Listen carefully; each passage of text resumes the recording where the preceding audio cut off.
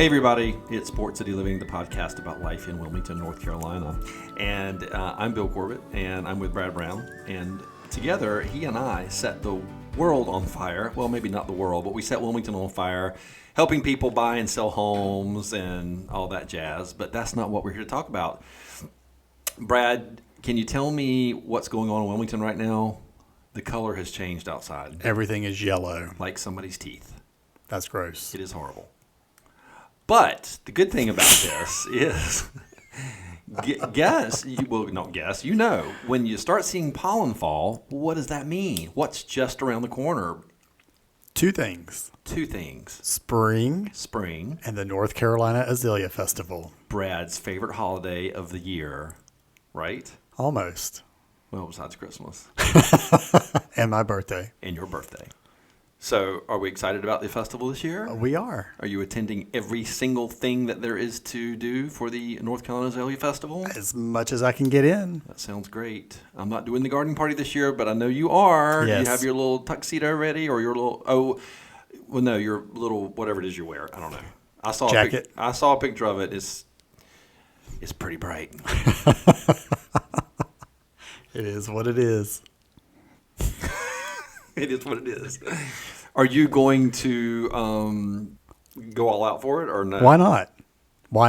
I'm not going this year, so I'm not. Why not? Somehow this thing has become a statement of who's wearing what, and I don't like Wilmington's not like that, but we are all about what you're putting on for the Azalea Festival. And this is the garden party we're specifically talking about. So, guys, if you don't know, it happens on the Friday of the Azalea Festival.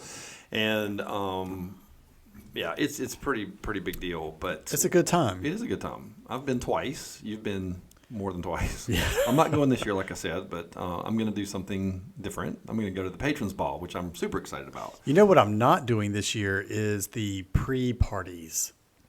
For those who've not ever, pre-parties start at 9 o'clock on Friday morning.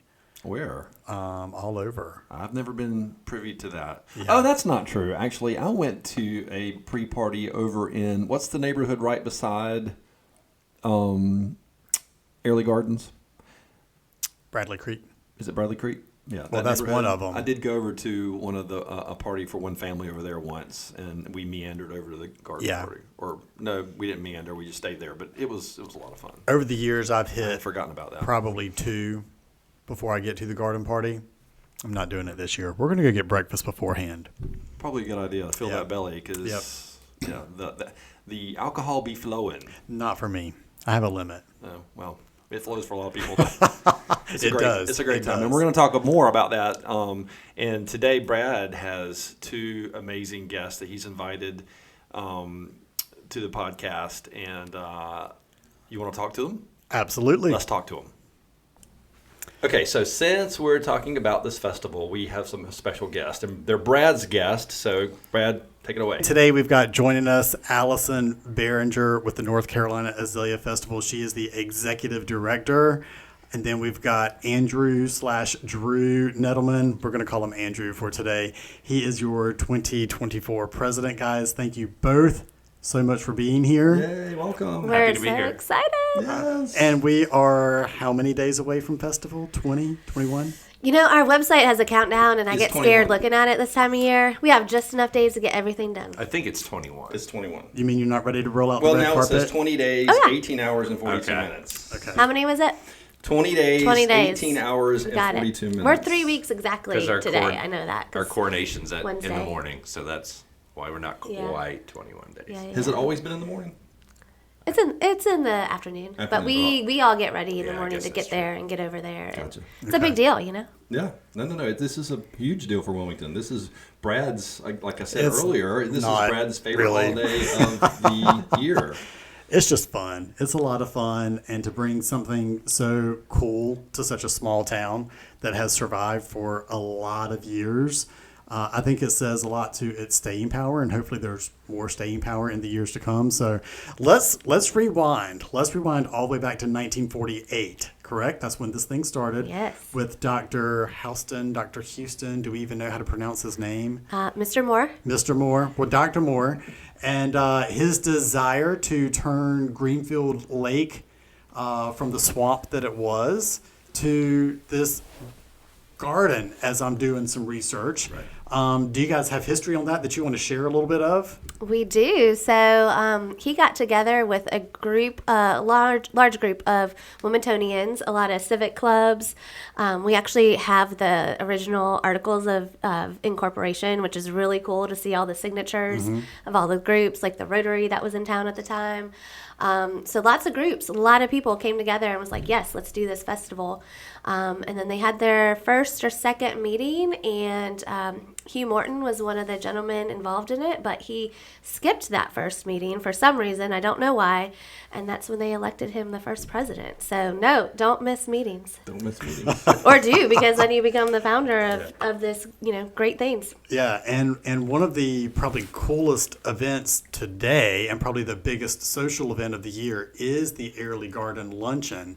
And they were doing this even back then as they flip-flop between Airlie Gardens and Orton Plantation. So do you have any stories about, because I read online. Brad, you've really done your homework. I did some didn't even research. know that. And the coolest thing is, and maybe we're putting the cart before the horse with some of the events, but as an attendee of the garden party over the years, I was like, this is such a nice, classy event, and yet we're standing around eating fried chicken and barbecue. Well, that's symbolic to the garden party that the parents were throwing, with all the dignitaries coming in and the queens and the celebrities even then, and it was fried chicken and I think they said pork roast or roast beef or something with potato salad, and all. So we're kind of paying homage to the history there, right? Absolutely, yeah. The Corbetts are great sources for us. Paula Corbett, of course, was a past president of the festival. Family. Look at that. And Albert, of course, his family owned Airlie Gardens for years and years. And, just talking to him, he's like, I remember as a little boy, the official party, the queen come into the house and, we would feed them and host them. And it was just a small group back then. And it did rotate between Orton Plantation with the Sprunt family and the Corbetts. And then I don't know where at any point it blossomed into what it is now, but No pun intended. It was intended. Good choice. It was intended. But I know just personally, I started, I think, 19 years ago, and I think ticket prices were like $50. And even then, like as a They're not kid, $50. They're not $50 anymore. But, just getting out of college, and I went to my first one as a staff member, and I'm like, what is all of this fuss about? Like, why are people, going crazy to get these tickets? And kind of to your point, I was like, people are just standing around, drinking and eating, but okay. But it is as like the who's who, the social event of the year almost. It is, absolutely. And then, as you get to know more people in town, it becomes kind of like a homecoming and a getting back together and being able to see people you hadn't seen for months and years. And while everyone's looking their best, and, who doesn't like a day off of work on Friday? Right. And I say it's our version of the Kentucky Derby. Yes. It really kind of the whole weekend feels How many like times it have you is. done it, Brad? I don't know. I've only done it twice. I feel like I've done it almost every year except for COVID in 21 since 2012-ish. nice. So, yeah, it's a good time. I is a good have a time. good time with it. Let's talk about our first queen, Miss Jacqueline White. Do you guys have some fun stories that you've heard over the years, or even when she came back as a guest for the 75th anniversary, was it? I think she was here for the 50th and then in 2016, so not the 75th, Okay. but Okay. some So time period in there. big time celebrity during 1948, from what I understand. But yeah, any cool stories? Anything you've heard about her while she was here? I'll defer to Allison. I wasn't around back then, but Oh, that's a dig. I wasn't either. Brad, you were here. I was not. How was she? I was not here. She was, I did meet her when she came back the third time, and she was wonderful, has a great supportive family. She just celebrated a really big birthday a couple years ago, and we sent her, a little collection of all of her photos of her time here. I did hear a story, and I think I have photographic proof of it, that she, back in 1948, was crowned, of course, the first Queen Azalea, and the governor at the time crowned her. Apparently, he might have enjoyed the garden party a little too much, or enjoyed something a little too much, because the crown was put on her head upside down. Oh, wow. That is a story that goes around. And a fun fact that I do know is true. We're all about fun facts, by the way. Oh, yeah. We love a fun fact. I got him. We are still using the same crown as that very first Really? time in 1948. So Nice. 76, almost 77 amazing women have worn that same crown. That is crazy. Crazy. And it's on display in our office. Is it what? It's on display On at the display. office. Yeah. Wow. Are the That's- articles you were referencing, are they in the office too, where everybody signed? Yes. In 19, so Yes. that's in the office as well. Do they ever leave? Do you put them on display elsewhere, or They're like not a on display. museum? They're in a safe space, but Okay. I do have them if Okay. anyone ever wants to come see them. It'd be neat. It'd be Yeah. very cool to see. So, the last thing, as far as, not really the last thing about the history, but, what I do understand is that Dr. Moore, like, this was his vision. This is what he wanted to do. And he saw it through 1948, and then he passed very soon after that. So, like, he didn't even see year 2 of the festival, right? That's my recollection too. I think Yeah, that's what I've correct. heard. Yeah. Okay. What else is there that we should know as far as, like, the history? How far back do we want to go? What kind of good things do we have about Azalea Festival? Well, one thing that I think is neat, you were talking about the queens, but how many of the queens have kind of fallen in love with the Azalea Festival over the years? I know, Kelly Ripa on a number of occasions has mentioned the Azalea Festival around Azalea Festival Right. time. Sydney Penny was our queen, and now she's moved here. lives I think here. Lives here in Wilmington, yeah. Yep. And so we've been really lucky in that our queens have basically universally been wonderful people when they've here, because you never know till you meet somebody. You don't Right. know how it's going to go, but that they've also all seemed to really love their time here in Wilmington, and that's a testament to the community, because I think as you think back on it, you see the little girls run up to the queen and give her a hug, or we go on a school visit every year, and you see the way those school children react to the Queen Azalea walking through the school and spending time with them. And so, to me, that's a thing. People just think, oh, she's the queen, but the impact that queen has had, those queens have had on Wilmington over the years, and the impact that Wilmington has had on those queens, I think, is something really special to get to witness. Yeah.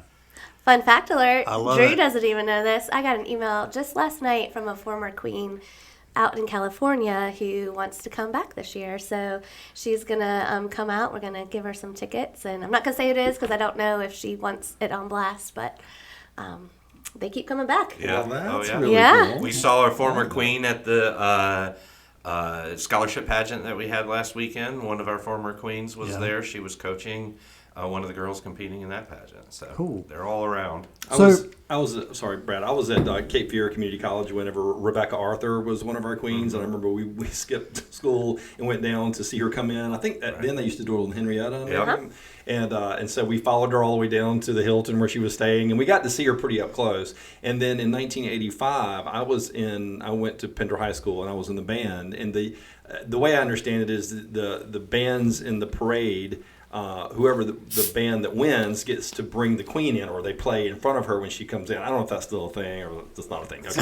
That sounds great, though. We should bring that We'd love back. to do that. Well, I was told it was a thing then. So anyway, I was in the band that year, and we were all kind of waiting around, and her float was right behind us, and so we kept, waiting for this queen to come out, and she never did. And they said, "Okay, get in line, we're getting ready to go." And so we start walking, and we do the whole parade, and then we get to the end, and we turn around to see her, and she was already off the float, and it was Felicia Rashad. So I didn't actually even get to see her, and she was right behind me the whole time. So we say Felicia Rashad now. Do we have the same reaction then? Was she Cosby Show Felicia then, or was this pre-Cosby Show? I think she was. I think so. Okay. She was Felicia Ayers Allen, so people Okay. might remember by that name, but she became Felicia Rashad later. But yeah. So we've landed on queens for a long time. What does the selection process look like? How do they choose their queens? Well, I think I can only speak to kind of the modern era. And, we kind of begin a process as early as we can in the year of identifying, potential people that we'd like to have. Sometimes you're looking for a North Carolina connection. Sometimes you're looking for a connection to something like our new International Blooms program that we can talk about at some point. But you start building a list, but it's a difficult thing to do kind of in the modern day for a couple of reasons. And one is that it's awards season. The festival is around awards season. Correct. And so you have the CMT awards, I think, are right around then, that sometimes affect, they don't affect the Queen so much, sometimes they'll affect band availability and things like that. But you got the Oscars and the Emmys and all those things. And so if they have a show that they think might be in the running for, or a movie in runnings for awards, then you're kind of waiting to see what happens with that. And also, they also want to have availability for bookings and that sort of thing. So trying to get somebody to commit way in advance is always a difficult thing to do. And then in kind of the modern era, everybody has, it used to be you were a TV or movie star and then that was kind of it. And now you've got social media and brands and all those sorts of things. And a lot of these people have agents just for their social media or their advertising and stuff like that. So you're kind of working with at a different level than they probably were, 50 years ago.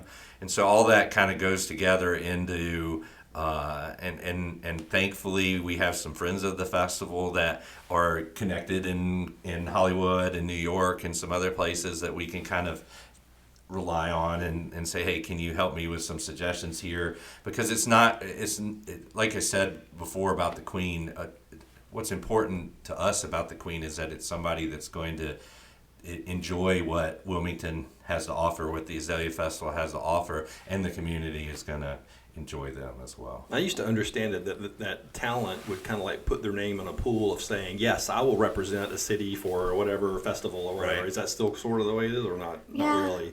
Well, I think back in the older days, like the TV stations, if an actress was on one of their daytime talk shows or something, the TV station was kind of in charge of promoting it because there wasn't social media and websites and things like that. So then our local TV stations could come to us and be like, hey, we're trying to promote this show. We have this actress. And so I think back in those times, we were able to get a lot of those more well-known actresses that way. Another fun fact that a lot of people probably don't even think about is the Azalea Festival is a 501c3 nonprofit. Correct. We have to raise all of our own funds. We have great partnerships with the city and county, but we have to raise all of the money to put on every event that we do. And we traditionally do not pay for the Queen to come. Like, we don't pay appearance fees. And if any of y'all have even checked out Cameo or any of those apps, they get a lot of money for a minute of time. Right. So we just can't afford to bring A-name actresses to town if they're asking for those types of funds. Sometimes we get lucky and they just want to come and enjoy Wilmington, or they have a close connection like Drew mentioned.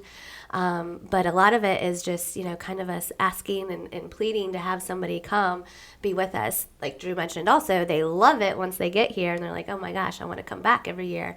But just that hurdle of getting them to understand what it is another kind of roadblock that we have, I think, sometimes. That's interesting because I always just assumed they were paid. Yeah. And that's why it was harder to get more, well-known actors. I assumed that they were donating their time, and I wanted to ask, and I didn't know if that was allowed. So I'm glad you cleared it up. Well, and what a Hollywood actor would get paid for an appearance fee, that money can go a long way through the festival. And the festival to me is a celebration of spring and how beautiful it is in southeastern North Carolina, but it's also an economic driver, for the area. And so, just like the early founders did, getting back to that, you collect money from patrons and attendees and things like that, and then you turn around and spend that money with local businesses everywhere you can, and to kind of help boost the economy of the area. And so, to me, I would rather spend that money that the exorbitant amount of money we'd have to spend on the Queen. I'd rather spend that on having a day of free local bands at Greenfield Lake or whatever the case may be. Yeah. So talk to us a little bit about the vision. The vision was established a long time ago. Have you got it committed to memory? Do you know the vision? Well, I think the one you're referencing we actually updated. Let me look at it. I want you to say it to us. So we'll know. The vision. Or we can give it in a nutshell. Right. Because it's bold. Yeah. It's bold, online. yeah. So our mission, which is kind of a higher level view of that vision, is of course economic impact, like Drew just mentioned, and also promoting and stimulating volunteerism. So those are the two key drivers and the two key things that everything we do, we try to make sure we hit on and improve upon. The vision, like you mentioned earlier, is to be nationally recognized and to be have lots of great events for all different types of community members. And just make sure that we're staying sustainable too, so that in the next 77 years, we're still here. Yeah. So the 2022 Bloom report says the goal was to be nationally recognized by 2024. Guess what year it is? It's 2024. How do we feel? Are we at a nationally Are you recognized guys, level? is this podcast national? We don't know. Oh, well, Spotify, so sure. Right? I'm sure We it did goes. it. We're going to be getting there. We've got a wall full It is in of my head. We've got a wall full of awards from the International Festivals Yep. and Events Association, recognizing all the different things that we've done. I think part of the reason it's a little difficult to answer how national versus regional we are is that our last economic impact study was 2011. And that's something that's incredibly expensive and difficult to get somebody to do. But we know from the data that we have that we do have people coming in certainly from the wider southeastern region all the way up to DC and beyond. Yeah. So I feel like that the festival wants to be focused on growth and recognition, but we can't lose sight of the fact that we're the Azalea Festival in Wilmington, or at Wilmington in New Hanover County. And so while our focus in terms of growth is on national and international, just the focus on the festival itself and the events, I think really has been a local focus. Now, you mentioned awards and a wall. Like, what would be the most prestigious award a festival can get? Or maybe the most prestigious that the Azalea Festival has received? Yeah, so the event industry as a whole has a kind of a pinnacle association. It's the International Festival and Events Association, which we're members of. I actually serve on the board of. And it's key hitters from like the Indianapolis 500 Festival, Kentucky Derby Festival, Memphis in May, Pasadena Tournament of Roses. We actually have a staff member from the Pasadena Tournament of Roses coming to the festival this year. Nice. So they do annual awards that you can apply for just for things like Best New Event, Best Sponsorship Program, Best Sponsor Partner, and we every year win 3 to 5 different awards of those, and that's what's on our wall.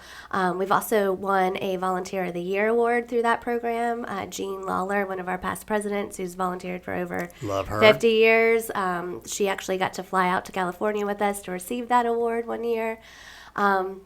And back to just like national media too, I forget what year it was, but Anna Koyman was here as Queen Azalea, and she was an TV anchor of a weekend TV show, and she broadcasted live from the parade while she was here at the Azalea Festival on that weekend TV show. So for me, I'm like, well, that's a national news program right there that we were just on. So I think we definitely hit that. And then this year, we haven't announced our invited guest yet, but we're having a podcaster coming out in Nashville to do a live podcast taping here during the festival, too. So we're definitely hitting those goals and exceeding them. So I saw something about there's an award up for grabs now that people are voting for. Or have we missed that voting window? Yeah, that is a USA Today top 10 best flower festival in the country, I believe. And we're currently number 5. Voting ends, I believe, on Monday. You can vote daily. So check that out and vote for us. It's free to vote, super easy. Nice. We Good can deal. put that link on our comments down below. We could, for sure. And that Anna Koyman, you said? Yeah, she was our queen. 2016. Look at you. I was about to say that, but I wasn't quite I was going to sure. go through my notes, but it was going to ruffle too many papers. So there's this hierarchy of I'm going to say royalty, if you will, or women within the festival. So we've got the queen, we've got the princess, The Queen's Court. The Queen's Court, and those are ladies that hold various titles across the country or just across the state. Just the state. So we go back to honoring North Carolina. All of them, we have 8 of them, and every single one has their own title from their own region that they come from across North Carolina, and all of them are competing in the Miss North Carolina tournament or competition in June. Okay. So there's always a potential that some lady who's been on our Queen's Court this year will become our next Miss North Carolina. It actually happened this past year. Taylor Lloyd, who's our Miss North Carolina, she was on our Queen's Court last year. Super excited to come back. So that's we have some great volunteers that help us with that process. The Bell family. And they do. We get a lot of applications, and we can only take so many. And they do a great job helping us through that process of choosing that court, and have been very successful in having the future Miss North Carolina on the court, to the point where it's I think one of the things that a lot of these young ladies really want to be on our court, because it's kind of seen as a good luck, at least for the upcoming Miss North Carolina. So there's a Queen's Court, then there's I jumped ahead with the scholarship pageant and the Princess. And she has her own court as well. So the Princess is a high school student here in the area. This year she's from New Hanover High School's Lyceum program. Ming Vu is her name. And we just had that pageant last weekend. The cool thing about the Princess is that she is really the only year-round, other than Allison, is the only, and our other staff, is the only year-round representative of the Azalea Festival. The festival happens, and then sometime in May, the board transitions. I'll transition off the board. We'll have a new board member. So the board changes, even though there's some continuity there. And I want to ask you about that in 1 second. Okay. But the Princess is representing us all year. So during festival week, she's going to go to all the events with us. Her court will accompany her to all those events as well. But during the rest of the year, the Princess is the one that's going to the Spot Festival or the Blueberry Festival. We see a really cool little movie that they make every year of what the Princess did in the last year, and to see she was at I don't know if it was the Watermelon Festival or what it was, but there's a watermelon eating contest, and there she is in her dress and her crown, eating watermelon. So. It's I think a really neat experience. You choked Allison up; she had to leave. It's a neat experience for the Princess, but for all of the contestants as a whole.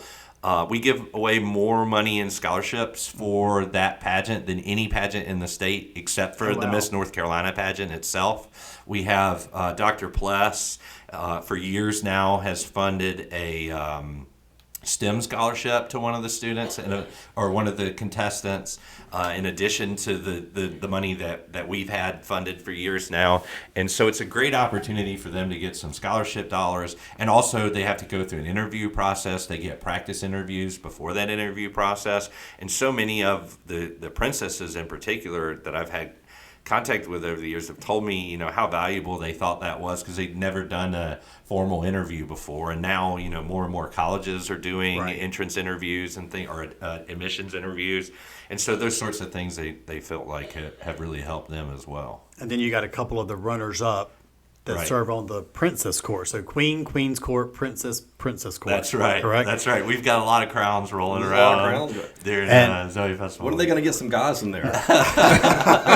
We're getting to that. We're going to talk about this. So the only thing that we won't touch is, or we'll clarify for those who want to know, we talked about the hierarchy, and then some might place, the old bells that are accustomed to seeing, but they're no longer part of the festival. But that's not a North Carolina Azalea Festival position or role. That was part of the Cape Fear Garden Club. That's right. We've got a number of organizations that we partner with through what we call associated events.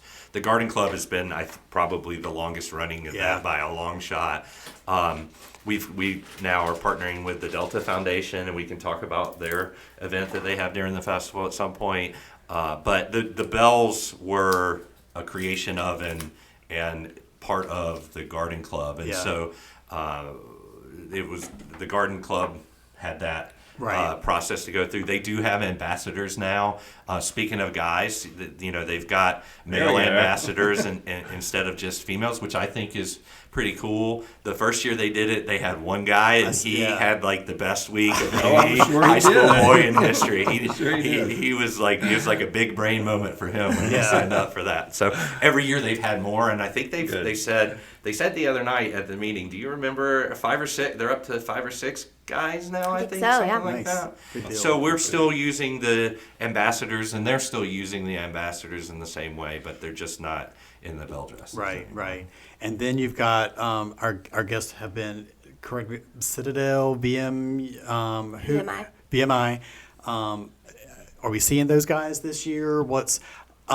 I miss, and maybe I'm not in the right place at the right time, but the production that they would put on at the garden party. Are they doing that anymore? That's a separate no? group. So that's the Summerall Guards. The Summerall Guards did that. Okay. And we've just had logistical challenges with getting them here, scheduling stuff, and they have kind of their own calendar that they got to deal with, and we just haven't been able to make it When's happen. the last time I don't remember. It was 3 years, maybe it was even pre-COVID. I think. I feel like it Last festival might have been pre-COVID. no, I feel like it might have been 18 because 19 was the monsoon year. Yeah. And then COVID, which, by the way, here's a fun fact. Do you realize that today is the 4-year anniversary of calling off 2020? I knew it was right Or around was it here. yesterday? It might have been It was the yesterday. 13th, because Oh, I it's think today it was then. Friday the 13th that we called Because it we had off. just sat at the princess pageant like the weekend before, and we're like, have y'all seen this about this weird virus thing? This is kind of crazy. So give us an No insider idea. scoop on how that felt in the office, knowing you literally worked up to 3 or 4 weeks before the event, and now it's all gone. And keep in mind that a lot of people, this is probably mostly Wilmingtonians that listen to this podcast, but we had been hammered by a hurricane, right? Florence. Yeah, right before that, and because so much of our festival relies on business sponsorships and donations, we had already like gone through what was somewhere between a minor and a major crisis with Florence, and then COVID hit, and everything just came to a screeching halt. I remember we had a meeting, and we were like, there just doesn't seem like there's anything that we can do. Yeah. And I think there were insurance issues at the time because nobody was really thinking about what happens if we have get locked in our houses, and so we worked through all that. But that initial decision was a really tough one. And it had to be because not everything was shutting down and canceling yet. Right. We were obviously seeing it move in that direction. And this was the first time it was ever canceled in the history of That the Azalea I'm Festival. aware. Everybody was Yeah. devastated. I remember that. I But, was. we work with the city and county. We have their emergency management people that we I think Alison just had a meeting with them last week, and so they're great people, right? And so it was pretty clear to us when we made that decision we could not have had. I know we made the decision now before the festival, but we would not. The whole country was in lockdown, I think, by the time. Because I remember thinking, if they're canceling the Azalea Festival, this has to be really bad. I think we were one of the first. I think we had just found out that the NCAA tournament was canceling. I think it was something like Or ACC tournament. Yeah, something like They- that. We and- had just, because like Drew said, the Saturday night we were at the pageant, had just crowned a queen or a princess. And then that Monday, every Monday night, we have big committee meetings. And so people were like, oh, are we still going to do this? And we're like, yes, keep working, keep doing what you're doing. Yeah, you have to. And then I think it was by like Thursday night, I think the board and I got together at a restaurant, and we're just like, hey, this is going to happen tomorrow. This is going to happen tomorrow. And we're like, we just can't. Really depressing conversation. And that seems like just yesterday. It does not seem like 4 years. Let's dig in. Can we go back to? I want to go talk just really quick about the ascent from where you start, or where a president would start and work his way up, or his or her way up to being president. So, do you start at secretary and work your way up, or is it way before that? I think my ascent started when I was 5 years old, and my mom was figured volunteering you for would the say that, Azalea 'cause- Festival, yeah. and I was picking up trash at the bleachers after the parade, right? So that's where it started for me. But I think it just like any sort of organization like this, it starts with having an interest and volunteering, right? And so I didn't start on the board, far from it. I started by volunteering. And then What were eventually, your committees, Drew? yeah, I'm going to get there. So eventually, You guys good ones. one of our past presidents now, Steve Coble, asked me to do more than just volunteer for an event. And so he put me in charge of sanitation. So like the first, I guess the first 3 or 4 years I was on I think the first 3 years I was on the committee, all I did was sanitation. So porta potties and garbage cans. Awesome. For Somebody's gotta do it, yeah, right? for all the events. And, we have a great partner with that. And so it was frankly a really easy committee. It meant that I could make like a poop joke at every meeting, which I'm sure some of the past presidents probably didn't appreciate as much as I did. And then over time, I picked up some more committees. So I think my last year before I joined the board, I was running sanitation still. I did our souvenir book. And I also ran the garden party. And so, like, I was a busy guy that week. I didn't get much work done at the office that week at all. But we have an application process, and you can apply to become a member of the board. And then we do some based on the applications we get, we decide who we're going to interview. So how many board members? Because it's not Right. just the 4 that you see, or is it just the 4 that you see? So it started when I first came on the board. We had 6, and then during COVID, we had our president rolled off, and we decided not to add another board member because, frankly, who knew if the world was ever going to resume, right?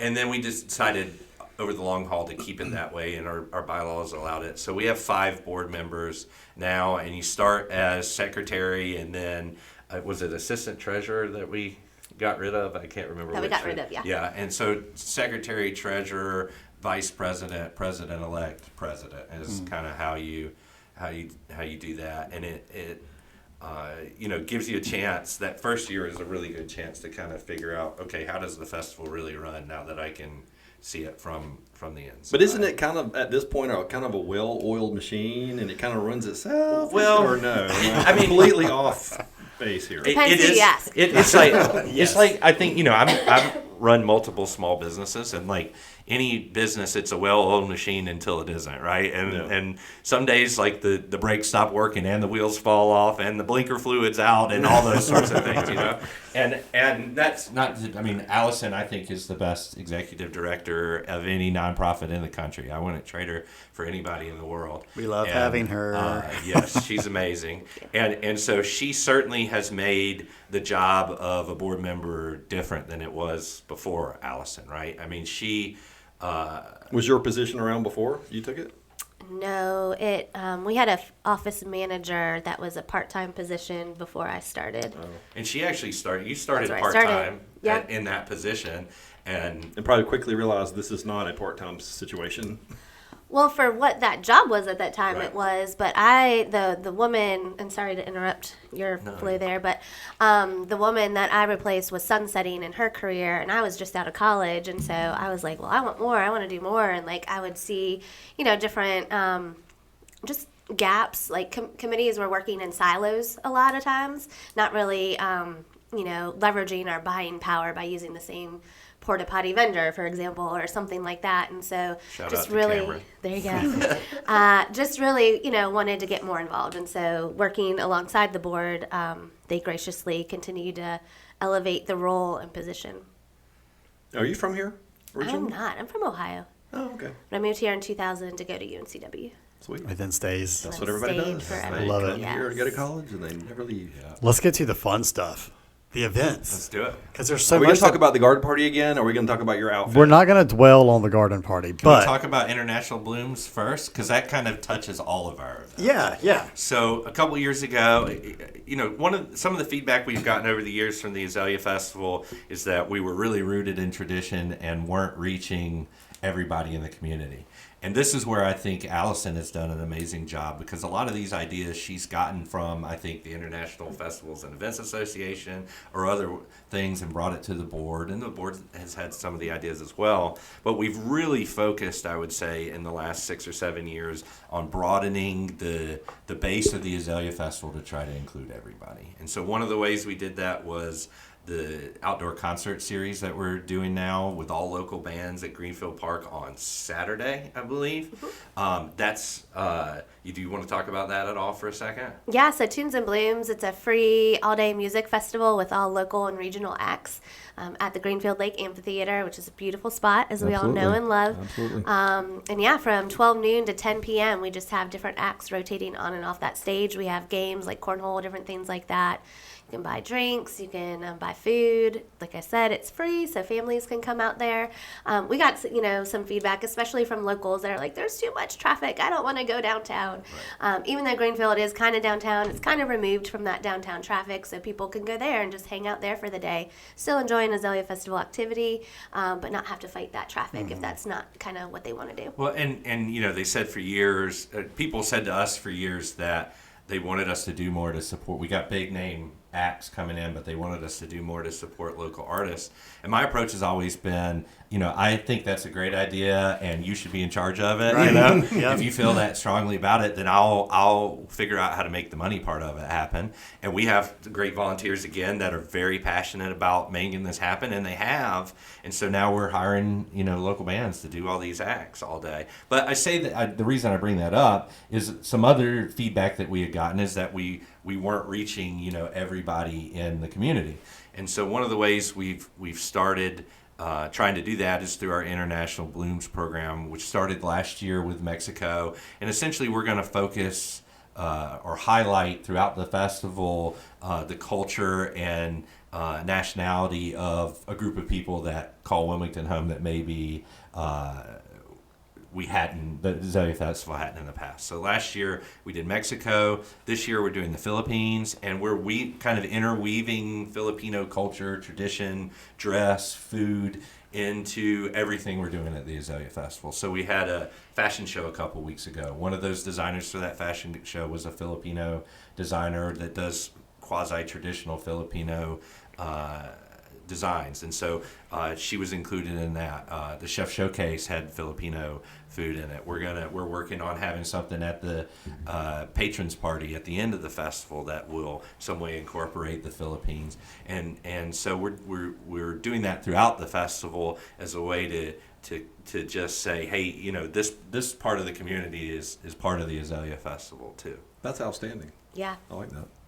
We're really excited. It's been an opportunity, too, to bring in just new partners and new groups of people, like Drew mentioned. This year, we've been working with the Filipino Association of the Lower Cape Fear, who have been wonderful partners, because one thing that's super important to me, I love to travel and see different cultures, but it's super important that it's not the Philippines as told through Alison's eyes, because I'm not Filipino. Right. I want it to be authentic, and I want it to be a true representation. So every year we've been really intentional about finding a group of people that can identify with that community and come in and really guide us and help us. That helps make it authentic for our guests, but then also it's my hope that they stay involved and want to come back and be a part of the festival, and maybe volunteer for a committee or do something in the future. And this year we've been able to partner with Cape Fear Community College. They're actually going to build a Filipino float for us that has their flag and rice terraces, which are symbolic of the country. And then the Cape Fear Filipino Association is going to have representation on it. We're also super excited that we were able to get, and I hope I say her name correctly, Representative Maria Cervania. She is in our State House of Representatives, and she is the first Filipino elected to a state position, like state Senate or U.S. Republican position, representative position, sorry. Yeah. And so she's going to come down. She's agreed to come down on Saturday from Raleigh to be a part of those festivities. So it's just a way to reach new people that may not know about the festival and learn about all that we're doing and help support each other. Wonderful. Very cool. I like that. So we've got the Queen's coronation on Wednesday. We've got celebrity reception Thursday. T-Pain Thursday night. The ever popular garden party on Friday. Brad's favorite event. Chase Rice Friday night. Giant parade Saturday morning. Okay, can we say something about the parade real quick? Sure. I remember as a kid going and watching the parade, and I don't know why this is always stuck in my head, but one year, and this had to have been in the 70s, and I can't remember which queen it was, but that year, and years past, the queen would stand, and she stands underneath the big crown. I don't know if they still do that or not.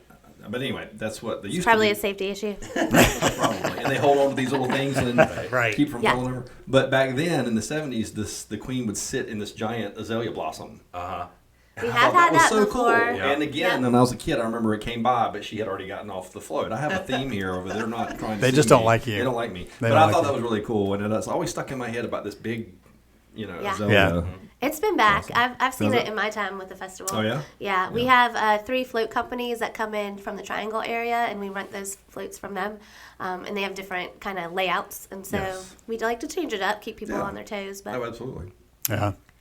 All right, You go ahead, Brad. got the fireworks Saturday, Yes. street fair runs Friday night to close Yep. the business. Sunday 5ish, 6ish. Little things in between, like the coin show, the boxing, the what are we missing here? I mean, there's so. Well, or better didn't yet, talk give us about the patrons website. ball. We didn't really discuss that too Yeah, terribly the much. patrons party on Saturday night Yeah. is I'm a thrilled about this big year one. because the theme is masquerade. Yeah. that's which is Drew's pick. He's excited. Awesome. It and was I my cannot- pick. Was it your pick? It was. That's a very good pick because I am thrilled. I want there's basically 2 places in town that are big enough to hold the patrons party, and it's either the country club or the convention center.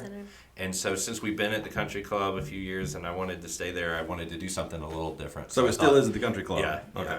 Yeah. But I thought that the masquerade thing was something a little different, and maybe everybody takes their mask off after an hour or Well, whatever. probably, but I still, think it'll it's- be fun for that. My that first 50th hour. birthday party, me and my best friend turned 50 at the same time, and we had a big masquerade party for our birthday, and everybody came dressed, Yeah. everybody came in mask, and we didn't think they would, and everybody did, and it was outstanding. So I cannot hardly wait. I think it'll be a lot of fun. I think it's going to be a lot of fun. And I just saw the layout. Our volunteer that runs that for us sent us the layout the other day. I'm pretty excited about some of the stuff that we're going to have there to entertain the guests and all that sort Sweet. of thing. So I think it's going to be really cool. And I think it's probably fair to say that for people who are listening that might want to go to this stuff, it's, how do I say this the right way? You can't just go, right? Can we say it that you way? You can if you'd Well, like I to mean, buy you can, but- a patron's package. A Yeah, patrons package, sponsor. right. So you want to talk real quick about Sure. that, just so, So people kind of the- know what they're having to deal with. The patrons package is kind of the lifeblood of the festival. That's the people in the community that know that they want to support the festival to continue doing what we do. And what is the cost this year? I can't remember what it is. $1,600. That's going to get you 2 tickets to Everything, all right. of the events, right? And you can buy additional garden party tickets up to a certain number if you want to do that outside of that package. But yeah, there's a few select events like the patrons party and the garden party where it's either going to be patrons or sponsors and then their guests. Right. Right. And a lot of these people, we generally have about 220 patrons, and to talk about, being the lifeblood, those go on sale back in October, and a lot of those people buy their packages before we've even announced the concerts. Yeah. So That's they're right. buying these packages not even knowing the 2 concerts that they're going to get to go to. Right, They're doing it because they love the festival and Right. believe in what So the shout out to festival our does. patrons. Absolutely. I'm going to do it next year. There's still time this year? Yeah. I was gonna say What you got? I need to figure out my budget. That's fair. That's fair. I'm Well, always I- figuring out my budget. I have grabbed mine, and my justification is for Yeah, because I locals. saw your name and I was Yeah. flipping through all the people because I There's- look and see who's done Look this. at And that. I'm like, If you're "Where's right Brad?" here, you're not paying for a hotel. You're not having to Yeah. buy meals because you eat everywhere you go. And it Yeah. is a lot of fun. I mean, it's like I've been, like I said, to the garden party twice, and it is a big thrill just to see everybody the way they're dressed. Yeah. I mean, it really gets. Every year, Brad gets more outlandish. You're going to get a tax letter because we are a 501c3, so you're going to get a tax letter for a portion of that that's not, Nice. you haven't received other compensation for through the tickets and things. But that it's really those patrons and our sponsors that help us support the hundreds of small businesses and all that we end up doing. I could keep on talking.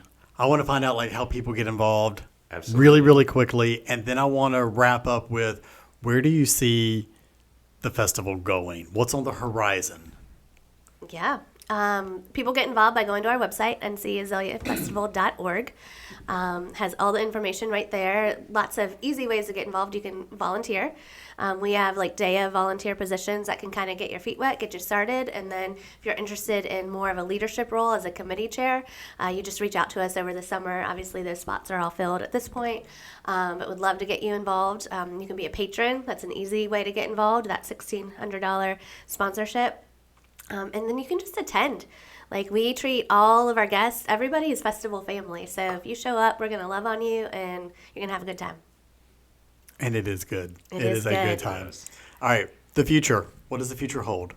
Well, we've got a couple new events that are going to happen after the festival this year that we've already announced. One of them is the volleyball tournament, volleyball and cornhole tournament at Captain Bill's on Saturday, June 1st, Aces for Azaleas. I told you she was great. Yeah, we're super excited about that. I'm an avid beach volleyball player, so super excited to get out to our home court there, Captain Bill's, and it's going to be great. Like Drew said, it's a cornhole tournament or a volleyball tournament. It's for everybody. If you don't know how to play, we have a C division that you can get out there and just have some fun. I would be in the D division.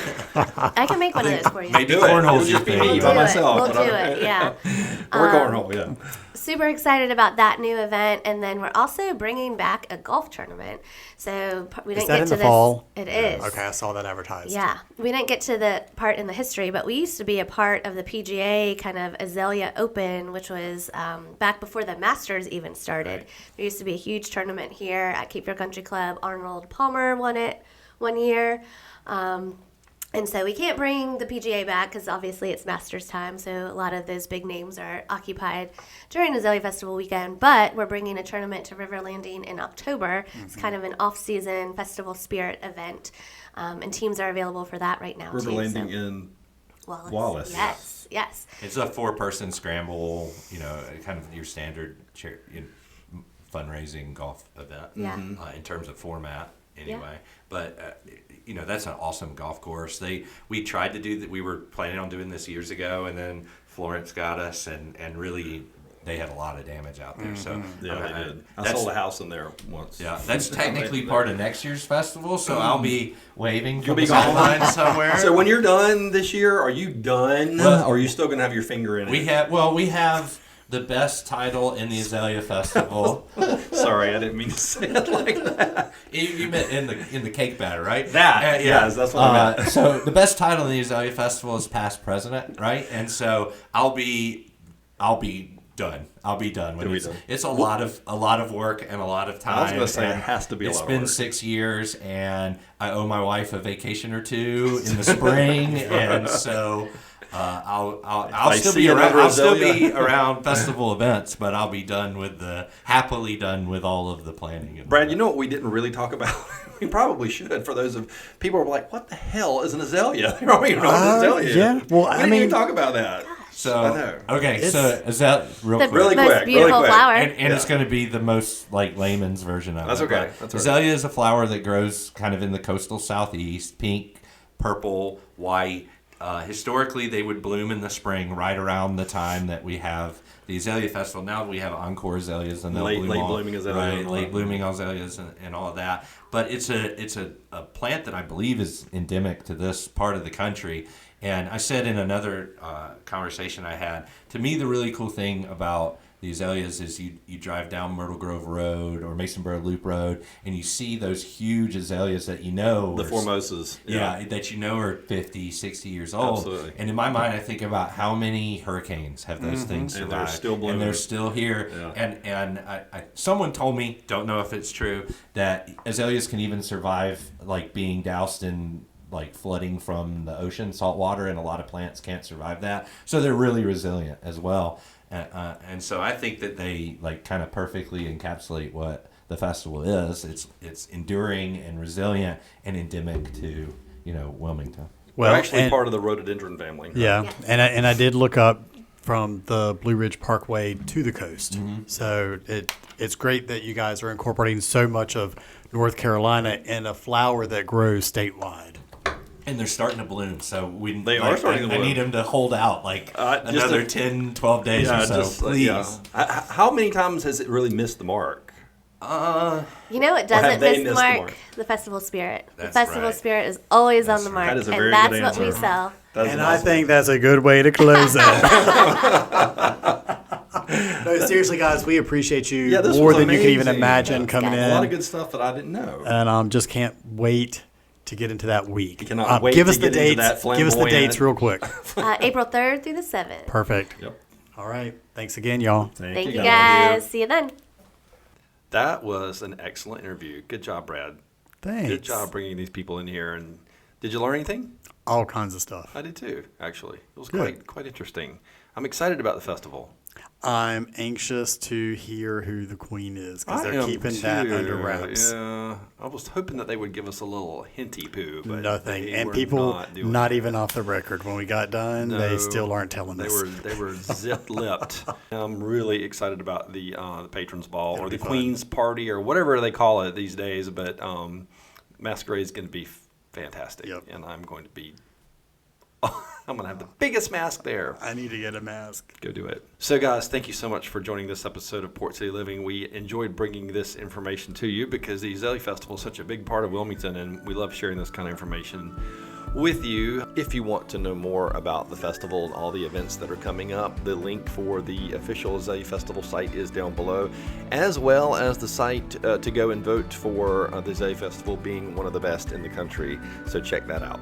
Please consider subscribing to our podcast and share it with your friends and loved ones. And Brad, any closing remarks about the festival? I don't know. It's just right around the corner. Sounds good. That's it. Thanks, everybody.